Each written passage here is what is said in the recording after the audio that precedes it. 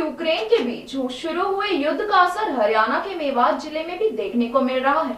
मेवात जिले से यूक्रेन में एमबीबीएस इत्यादि पढ़ाई के साथ साथ रोजगार करने के लिए बड़ी संख्या में लोग गए हुए हैं, जिनमें हरियाणा के मेवात जिले के भी 60-70 युवा यूक्रेन में इस समय फंस गए हैं। दोनों देशों के बीच जैसे ही युद्ध की खबर हरियाणा के मेवात जिले के उन अभिभावकों को लगी जिनके बच्चे यूक्रेन में फंसे हुए हैं, उनकी चिंताएं बढ़ने लगी। सीएलपी उपनेता कांग्रेस विधायक आफ्ताब अहमद से ऐसे दर्जनों परिवारों ने मुलाकात कर उनके बच्चों को वतन वापस लाने के लिए गुहार लगाई। विधायक आफ्ताब अहमद ने कहा कि केंद्र व राज्य सरकार को ऐसे बच्चों की सूची तैयार कर उन्हें जल्द से जल्द अपने वतन सुरक्षित लाना चाहिए ताकि उनके परिवारों की टेंशन खत्म हो सके। उन्होंने कहा कि पिछले कुछ समय से हालात दोनों देशों के बीच बेहतर नहीं थे। सरकार को उसी समय पढ़ाई कर रहे बच्चों को वापस बुला लेना चाहिए था, लेकिन कहीं न कहीं इसमें चूक रही है। विधायक आफ्ताब अहमद ने कहा कि अभी भी बच्चों को सरकार वहां के दूतावास से संपर्क कर वापस सुरक्षित बुला सकती है, लिहाजा इसमें पूरी तत्परता से सरकार को जुट जाना चाहिए। कांग्रेस नेता ने कहा कि उधर यूक्रेन में फंसे बच्चे परेशान हैं और इधर हिंदुस्तान में रह रहे उनके माँ बाप दोनों देशों के बीच चल रहे युद्ध की वजह से चिंता में डूबे हैं। कुल मिलाकर युद्ध भले ही यूक्रेन व रूस के बीच छिड़ा हो, लेकिन भारतवर्ष के हजारों लोग अभी भी फंसे हुए हैं, जिसकी वजह से युद्ध का असर भारतवर्ष में भी कम नहीं है। अब देखना यह है कि भारत सरकार कब तक यूक्रेन में फंसे बच्चों को वापस लाने में सफल होती है। भारत में भी बच्चों के सकुशल लौटने के लिए दुआओं का दौर शुरू हो चुका है।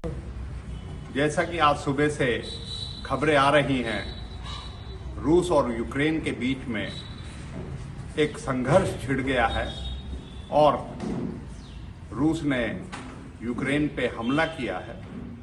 हम केंद्र सरकार से और हरियाणा सरकार से आग्रह करते हैं कि देश के, हरियाणा प्रदेश के और विशेष तौर पे हमारे मेवात इलाके के भी 60 से 70 बच्चे जो पढ़ने गए हुए हैं, शिक्षा ग्रहण करने गए हैं, वो वहाँ जो फंस गए हैं उनको सुरक्षित वापस घर के लिए, उसके लिए पुख्ता इंतजाम करें और जल्द से जल्द उन परिवारों को संपर्क करके, उनसे संपर्क स्थापित करके उनके परिवार के बच्चों को वापस लाने के प्रयास करें। और हम भी अपील करते हैं कि सरकार, केंद्र सरकार और राज्य सरकार से जब भी वो आपसे करे तो पूरी डिटेल हमारे सारे जिनके बच्चे गए हुए हैं वो अपने जो है साझा करें, सरकार से साझा करें।